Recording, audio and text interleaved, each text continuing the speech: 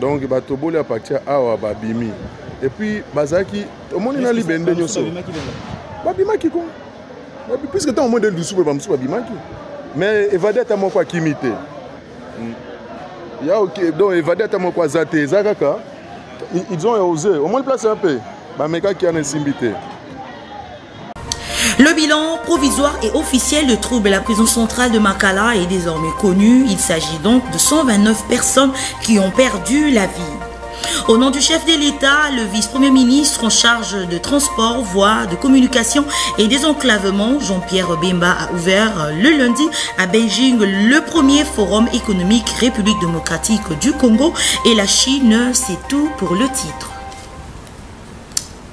Merci et bienvenue à la grande édition du journal Messieurs et Dames sur la chaîne de l'éducation. Ouvrons cette session d'information par cette actualité. Le bilan officiel et provisoire de troubles à la prison centrale de Makala est désormais connu. Il s'agit donc de 129 personnes qui ont perdu la vie, dont 24 ont été tuées par balle après sommation, tandis que les autres sont décédés suite à une bousculade ou à un étouffement, comme annoncé par le gouvernement. Suivez le vice-premier ministre en charge de l'Intérieur au micro de Ginelle Pézo.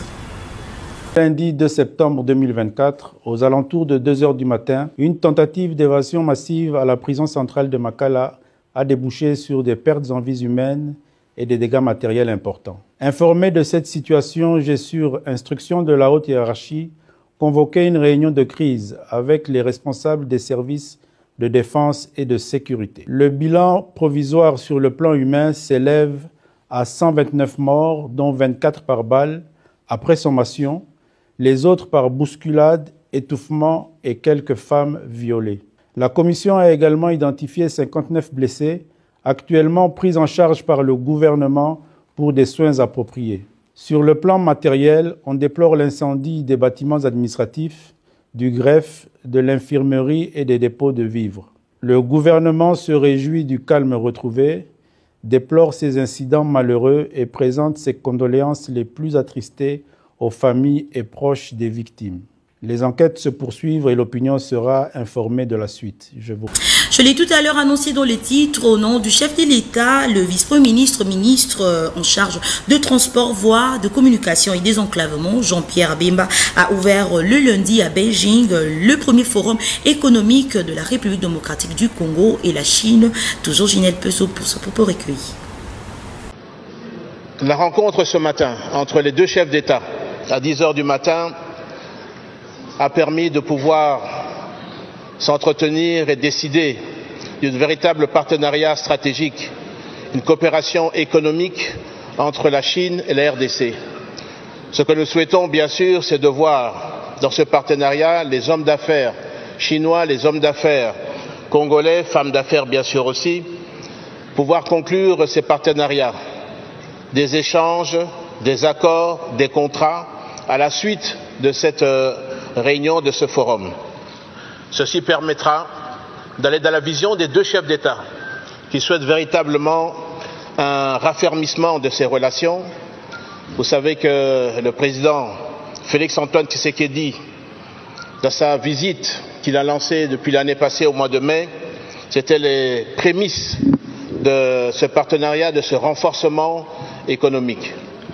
Les relations entre la Chine et la RDC a commencé, ce n'est pas d'aujourd'hui, mais depuis 1973, comme on a eu à le dire ici, lors d'une des premières visites de l'ancien président de la République démocratique du Congo, la République du Zaïre à l'époque, le président Mobutu et le président Mao.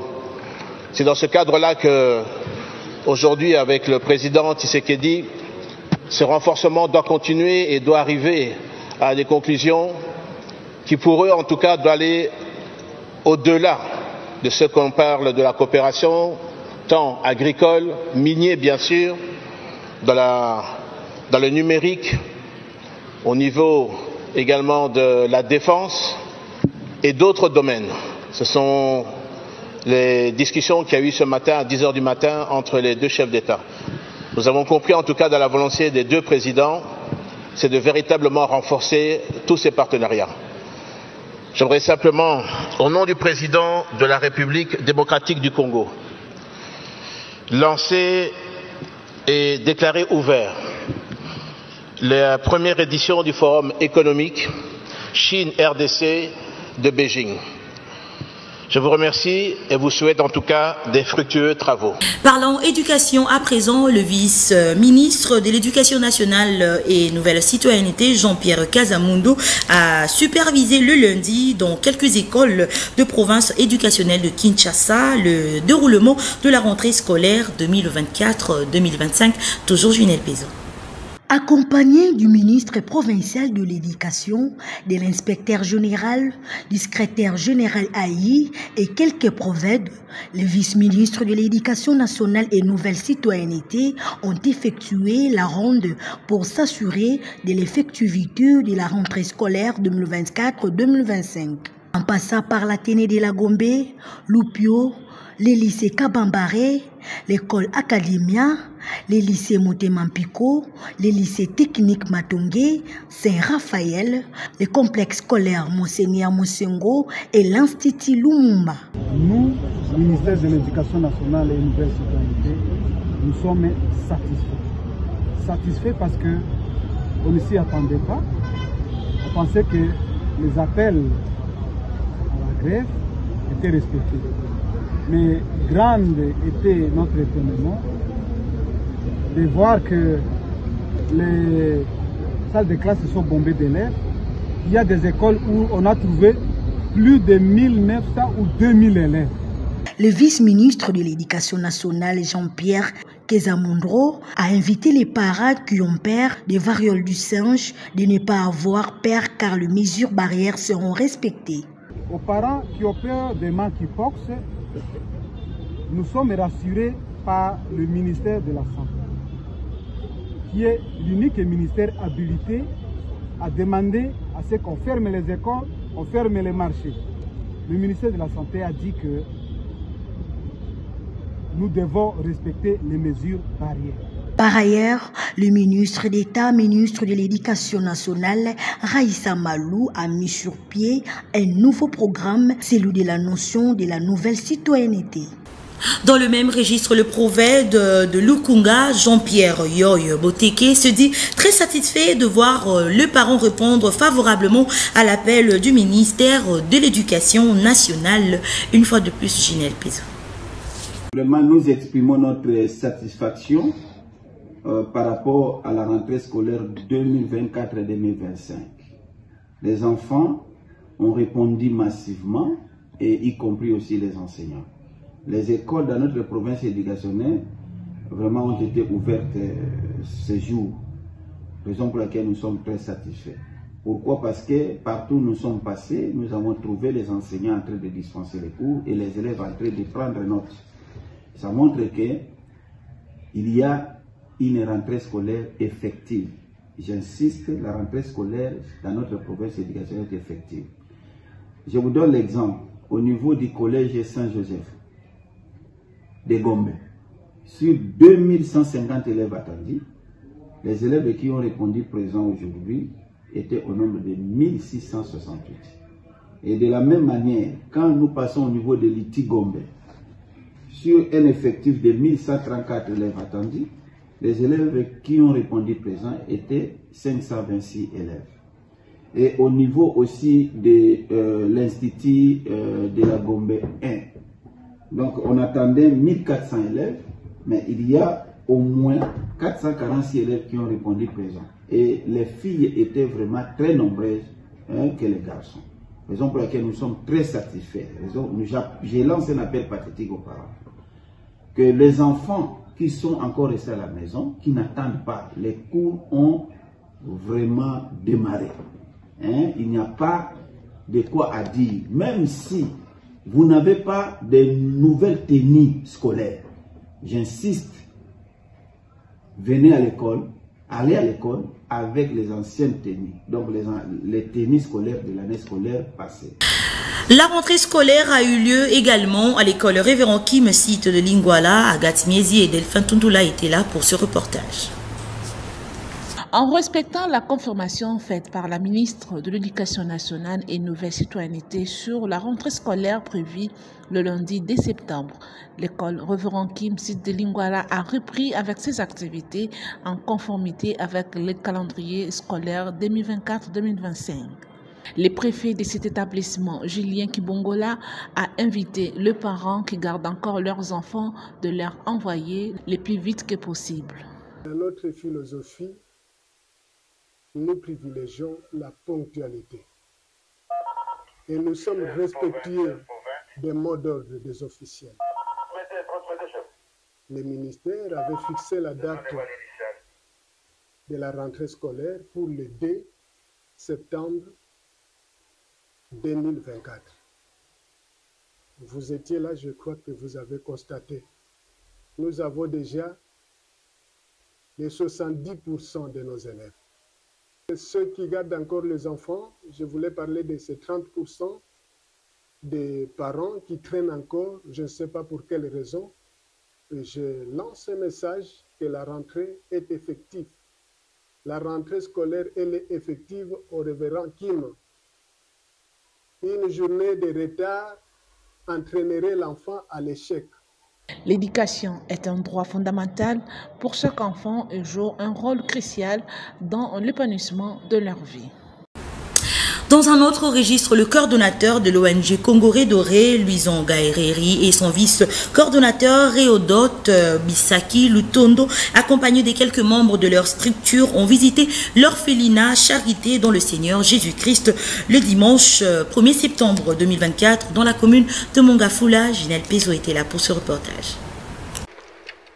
Comme dit la Bible, la religion pure et sans tache devant notre Dieu consiste à visiter les orphelins et les veuves dans leurs afflictions et à préserver des souillures du monde. C'est dans ce cadre que le coordonnateur national de l'ONG Congoré Doré, Luison Gaëreri, et quelques membres de cette structure ont partagé un repas de cœur et ont remis quelques vivres et non-vivres aux orphelins. Question pour le coordonnateur de cette ONG de communier et motiver ces orphelins de ne pas perdre espoir. Et ce n'était pas pour des raisons électorales que nous faisons les actions. Ce sont des actions que nous faisons déjà avant de penser la politique. Voilà, les élections sont passées, mais aujourd'hui, on continue d'exister, continue dans les œuvres et elle continuera toujours, n'est-ce pas? Et même pour les élections, c'était un besoin de la population elle-même qui avait demandé à ce que leur cordon soit leur représentant. Mais les actions continuent, le corridor continuera toujours, peu importe les vents, les tempêtes ou courants politiques. Voilà. Mais vous voyez maintenant les actions, n'est-ce pas? Satisfait de cette visite et des moments forts passés ensemble avec le membre de cette structure et son coordonnateur Luison Gaëreri, les orphelins n'ont pas manqué de mots. Bénissez-moi l'Éternel pour cet ordre, que Dieu le bénisse, que Dieu ouvre pour les églises des cieux, que Dieu soit à leur partage. C'est ce que j'avais dit. La porte de bénédiction.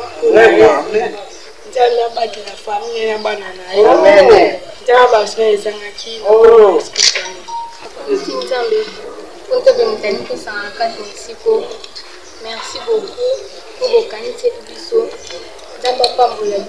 Œuvrer dans l'encadrement de la jeunesse, promouvoir l'épanouissement de la femme, lutter pour l'éradication de la pauvreté en faisant accéder à la population aux diverses formations professionnelles, tels sont les objectifs de l'ONG Congoré Doré. En religion, l'église Barque de Victoire de l'apôtre Jérôme Anto Kachala a clôturé la prière de 40 jours tout en célébrant le 30e anniversaire de leur église dans un culte spécial organisé le dimanche 1er septembre 2024 dans la salle de fête Kadje dans la commune de Kasavubu sous le thème « Débarrasse-toi de ta logique » Christian Lissoukou. La salle de fête Kadje dans la commune de Kasavubu a servi de cadre pour un culte spécial de l'église Barque de Victoire que dirige l'apôtre Jérôme Anto Kachala à l'occasion de la clôture des prières des 40 jours et de la célébration du 30e anniversaire de l'église sous le thème « Débarrasse-toi de ta logique ». Un culte qui a connu la présence du premier vice-président du Sénat, l'honorable José Kalalawa Kalala et d'autres invités. Dans sa prédication tirée du livre de Luc chapitre 1 versets 36 à 37, l'apôtre Jérôme Anto Kachala a expliqué au peuple de Dieu que rien n'était possible à l'Éternel. Le thème d'aujourd'hui Débarrassez-vous de votre logique. Alléluia. Débarrassez-vous de votre logique humaine. Parce que cette logique-là, elle est tueuse de vos rêves. S'en est suivi du moment phare de la journée, celui de Sainte-Seine, conformément au premier dimanche du mois de septembre. Très satisfait du bon déroulement de ces cultes, l'apôtre Jérôme Anto Kachala a livré ses impressions. Les gens marchent beaucoup trop dans leur logique. Or Dieu veut nous introduire dans le surnaturel qui est illogique selon l'homme naturel. Alors, la manière que j'ai marché avec Dieu tout ce temps, cela m'a inspiré de pouvoir conduire ma congrégation dans ce que j'appelle l'illogisme de Dieu. Notons que ce kit spécial de la clôture des 40 jours de prière et de la célébration du 30e anniversaire de l'église Barque de Victoire s'est clôturé par une prière en faveur des enfants concernant la rentrée scolaire. Avant de boucler complètement cette édition du journal, on séjour à Kinshasa, le gouverneur du Kasaï s'est entretenu avec le directeur général de l'OVD. Il était question pour Crispin Mukendi de plaider comment lutter contre les érosions qui menacent cette province. Suivez. Toujours au four et au moulin, le gouverneur de la province du Kasaï, en séjour à Kinshasa, est reçu par Victor Tumbachikila, respectivement directeur général de l'Office de voirie et drainage, OVD en sigle. Leur entretien est centré sur les érosions qui menacent toutes les communes de la ville de Chikapa. Un pari gagné pour le patron de la province du Kasaï, Crispin Mukendi Wabukasa, qui reçoit les Angiens pour son plaidoyer afin de lutter contre les érosions. Telle est sa grande satisfaction de l'accompagnement de cet office et des obligations lui confiées par le président de la République, Félix Antoine Tshisekedi Tshilombo, de résoudre des besoins ressentis pour la population du Kasaï. Je suis venu voir le DG d'abord pour lui dire merci. Comme vous le savez, la direction provinciale de l'OVD nous accompagne dans la lutte contre les érosions. C'est venu d'abord pour premièrement lui dire merci pour cette équipe qui est sur place, qui collabore avec nous, et de deux, solliciter la remise de matériel qui sont gardés ici pour les comptes de la province. C'est des engins que vous et moi nous venons de visiter. C'est ça l'objectif de ma visite au bureau de M. le DG. Totalement satisfait. Et je lui demande encore une fois de plus qu'il ne baisse pas le bras, qu'il nous accompagne, parce que lui c'est nous, nous c'est lui. La voirie, il est bien au niveau de province, c'est avec lui que nous devons le faire. Et enfin, en sport, le club Boyokani de la tente de karaté de la Tchangou, que dirige le maître AC, a organisé une séance de passation de ceinture et quelques combats au stadium du marché de la Liberté dans la commune de Massina, Milka Mayambi.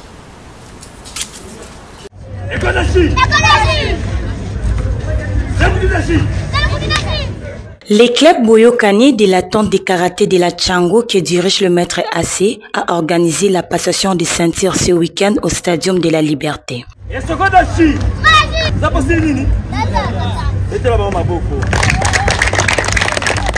Quelques questions théoriques, kata et démonstrations chez les minimes, cadets, juniors et seniors.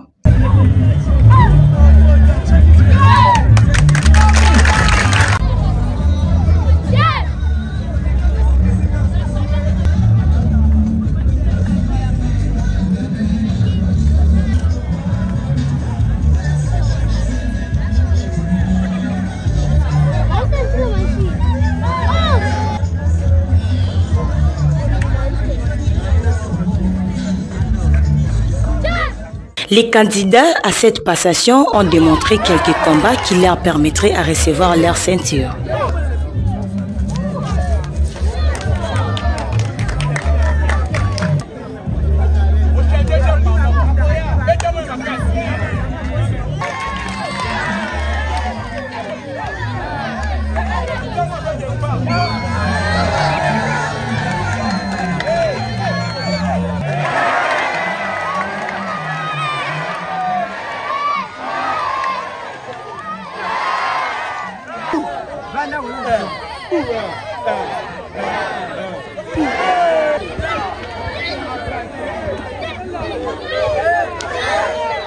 Les grands maîtres, quant à eux, n'ont pas manqué à dire. Bien. Quand même, il faut que ça à tout moment va passer à sentir, mais va travailler là.